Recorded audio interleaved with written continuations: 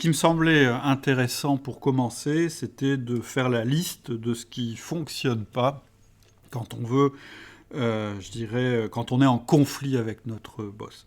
La première chose vraiment qu'il faut éviter de faire, c'est la critique dans l'équipe. C'est-à-dire que je sais que tu peux être tenté, c'est tout à fait naturel, de parler de tes problèmes avec ton boss, voire même, je dirais, d'être presque très très virulent à son sujet en public. Et donc, et d'ailleurs, il y a deux comportements possibles. Il y a celui d'être critique au sein de l'équipe dont tu fais partie, mais c'est aussi ce qui consiste à en parler, et c'est un peu plus répandu comme comportement, d'en parler en permanence à tes amis, à ton conjoint, etc., etc. Pourquoi on fait ça? La question qu'il faut se poser, c'est d'abord pourquoi je fais ça. En fait, on fait ça parce que ça nous rend service, parce que dans un premier temps, ça fait baisser notre niveau de stress. Pourquoi ça fait baisser notre niveau de stress? Parce que quelque part, on se défoule, on vide son trop-plein, et donc on vide son sac, en fait. Et franchement, ça fait du bien de vider son sac. Hein. Moi, ça m'arrive comme à toi. Quand tu as une relation qui est difficile avec quelqu'un, ça fait du bien d'en parler. Ça, c'est indéniable. Et si d'ailleurs ça ne nous faisait pas du bien, on ne le ferait pas. Et donc, c'est l'aspect positif de la chose. Donc, l'aspect positif de la chose à court terme, c'est que ça te permet de vider ton sac. On va dire ça. Mais le problème, c'est que ça a des effets, on va appeler ça des effets pervers.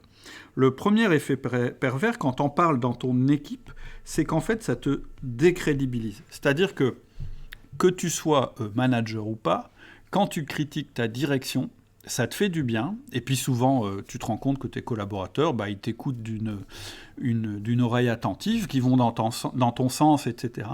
Mais en réalité, dans le long terme, ça te fait perdre en légitimité. C'est-à-dire que on ne légitimité.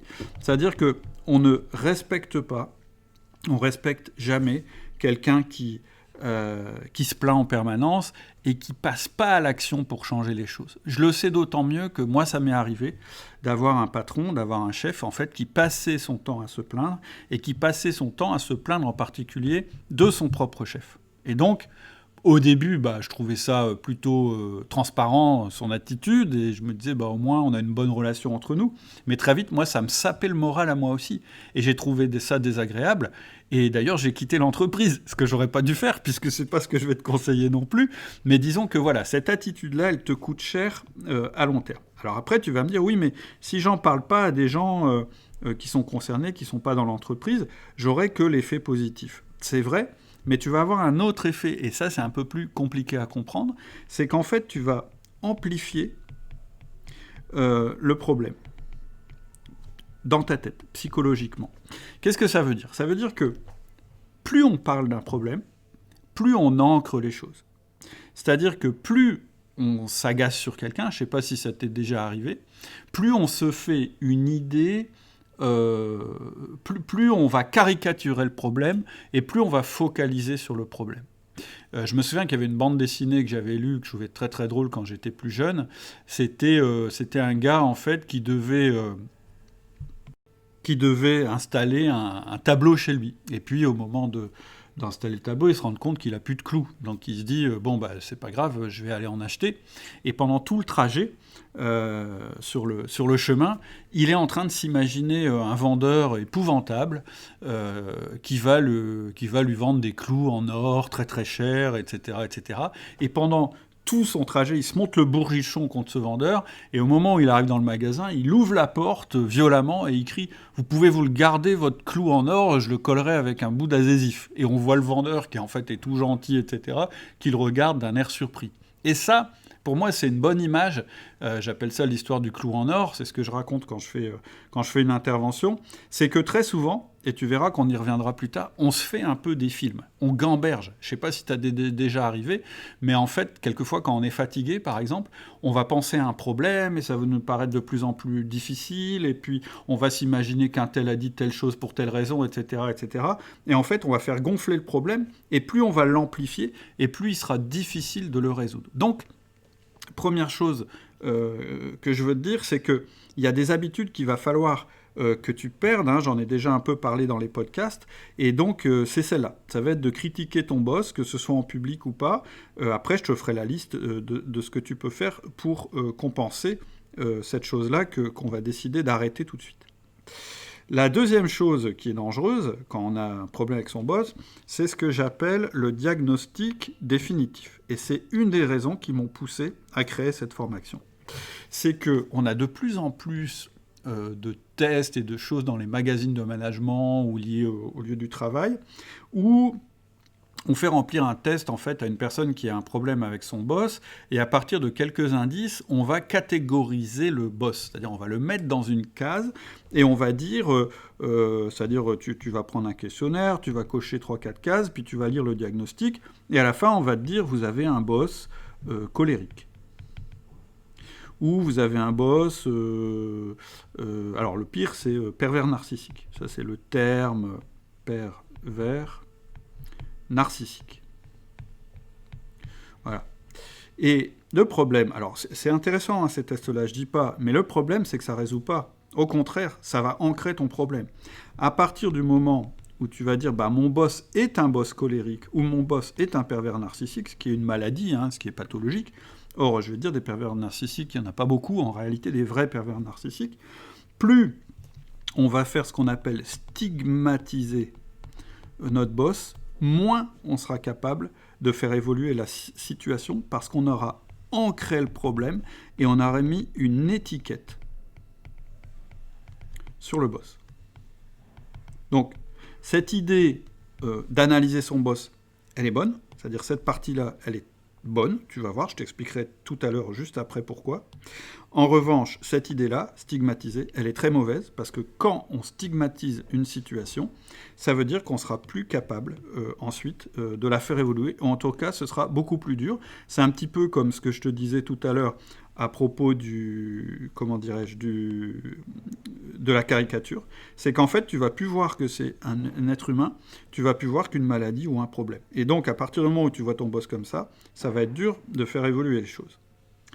La quatrième mauvaise idée, c'est d'essayer de changer ton boss. Ça, il faut vraiment te changer ça de la tête. Nous, on ne va pas essayer de changer ton boss, on va changer la relation. On va changer la relation, c'est la première chose qu'on va faire. Et la deuxième chose qu'on va faire, c'est on va influencer pour changer le comportement.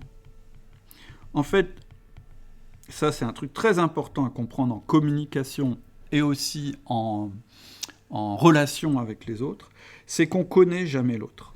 L'autre, si tu veux, c'est un petit peu comme si je faisais un peu cette planète-là.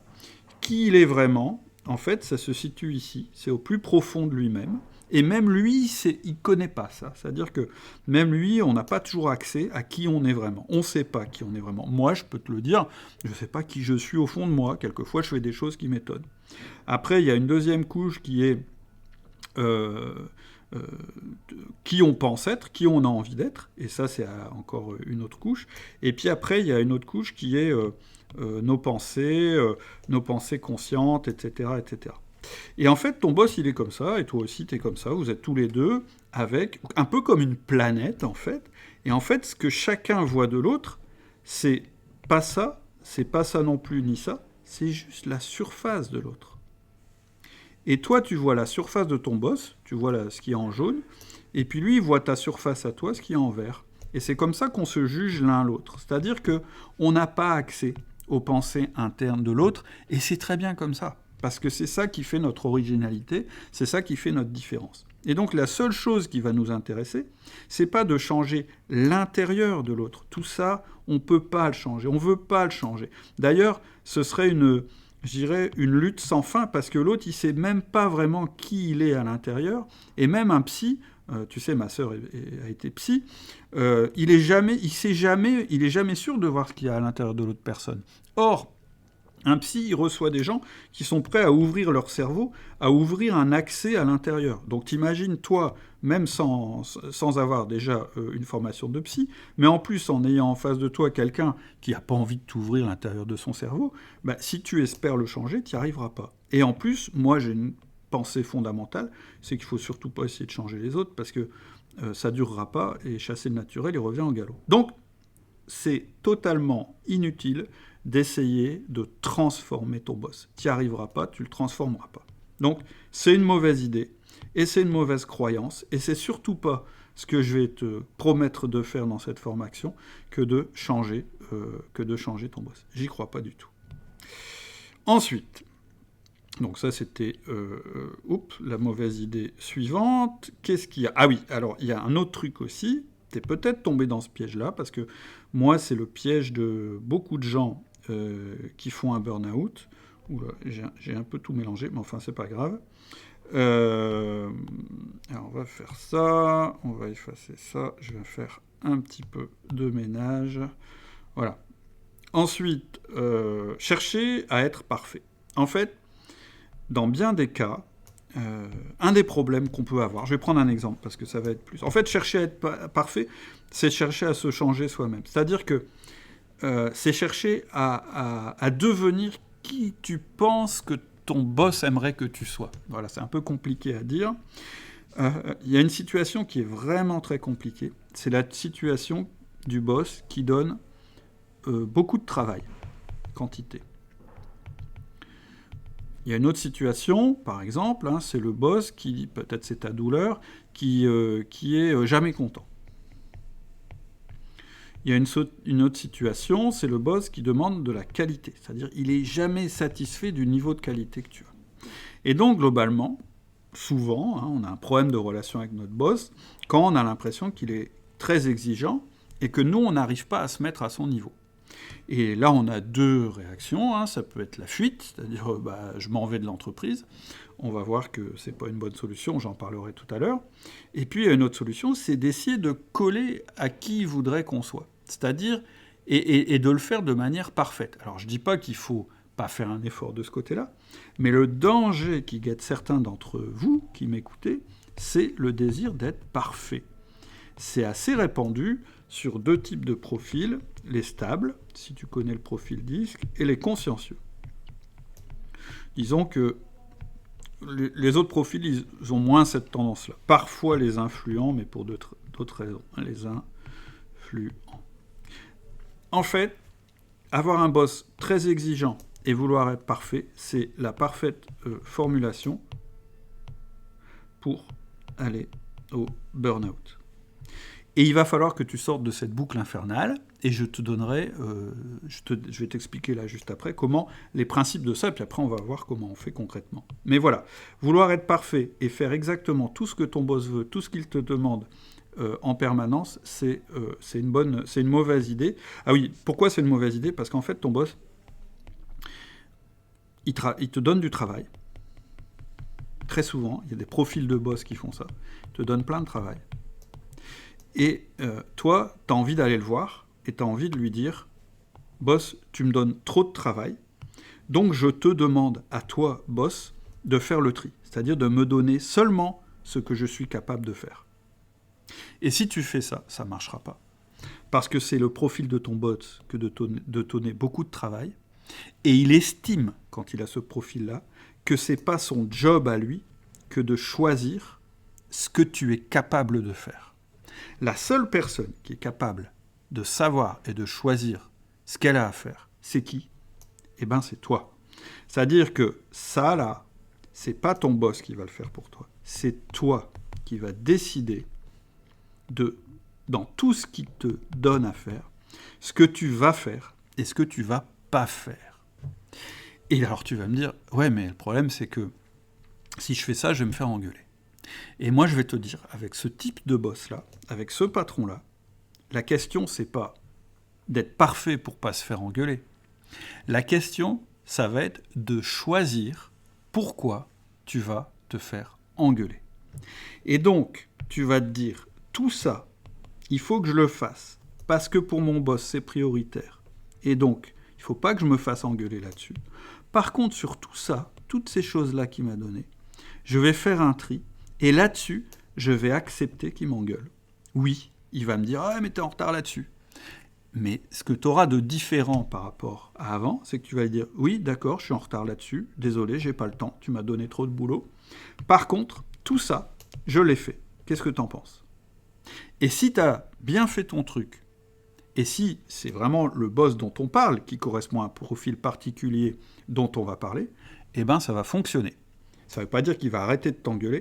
Ça veut dire que tu vas bien sentir que finalement, tu vas remonter dans son estime, parce que tu lui auras démontré que tu es capable de gérer ton travail en toute autonomie et de ne pas faire tout ce qu'il te demande, mais le plus important. Et toi, tu seras beaucoup mieux dans tes pompes. Donc c'est juste un exemple. C'est juste pour te dire que la dernière chose que je vais te conseiller dans cette formation, c'est de devenir parfait. Ce que je vais te conseiller dans cette formation, c'est pas du tout ça.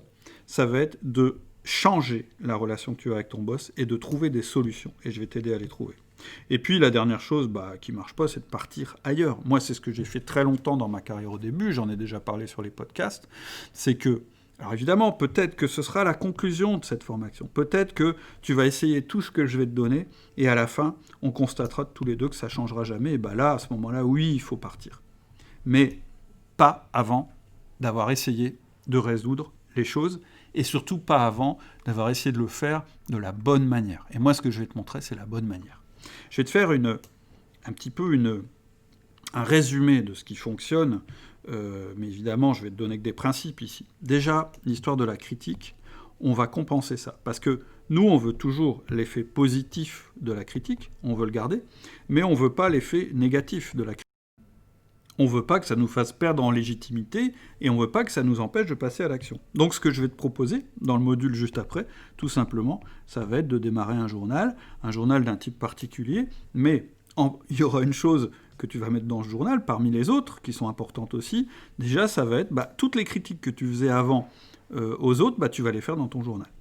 Et ce qui va être rigolo, c'est que tu vas le faire avant, c'est-à-dire au début, tu vas faire un premier, on va appeler défouloir, c'est-à-dire tu vas te lâcher sur ton boss, l'insulter, etc., à un moment 1, et puis après on va faire toute une série d'actions que je vais te conseiller, et puis à un moment 2, eh bien tu vas refaire le même exercice, et ce qui sera assez rigolo, ça va être de comparer les deux. Et c'est là que tu vas pouvoir te dire, si c'est encore pire ici, que ça l'était là, peut-être qu'effectivement la solution, ce sera ça. Ou la solution, ce sera de changer de méthode avec ton boss. Ensuite, qu'est-ce qu'on va faire ? Je t'ai dit, le diagnostic définitif, on ne va pas faire ça, nous. On ne va pas classer ton boss et on ne va pas lui donner un nom de maladie psychologique, parce que d'abord, je pense que c'est pas la réalité. Et puis en plus, ce qu'on a vu, c'est que ça ne va pas nous aider du tout. Ce qu'on va faire, c'est qu'on va faire un test, j'en ai parlé tout à l'heure, on va faire un mini-disque. Et un mini-disque, c'est on ne va pas essayer de catégoriser ton boss dans ses défauts. Par contre, on va essayer de voir quel est son style comportemental.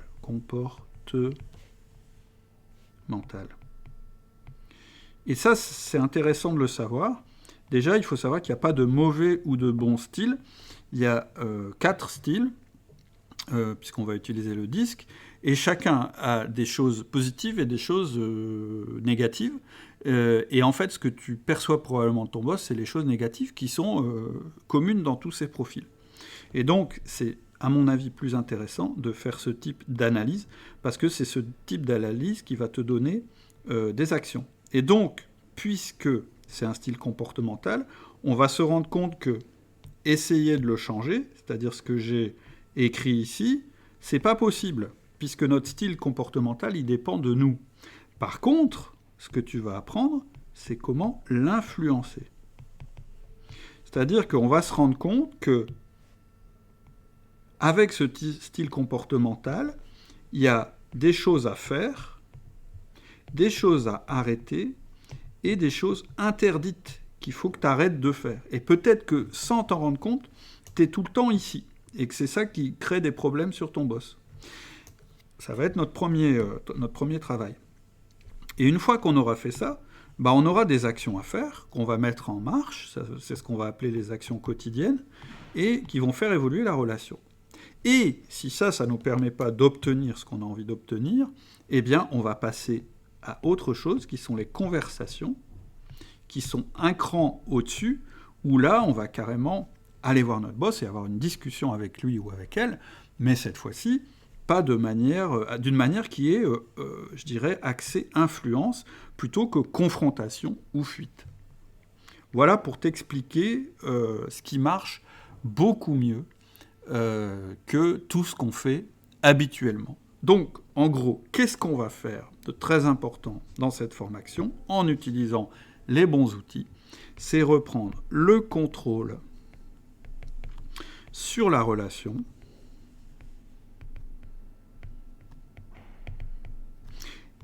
et pas en attendant que ce soit lui qui prenne l'initiative, c'est nous qui allons faire.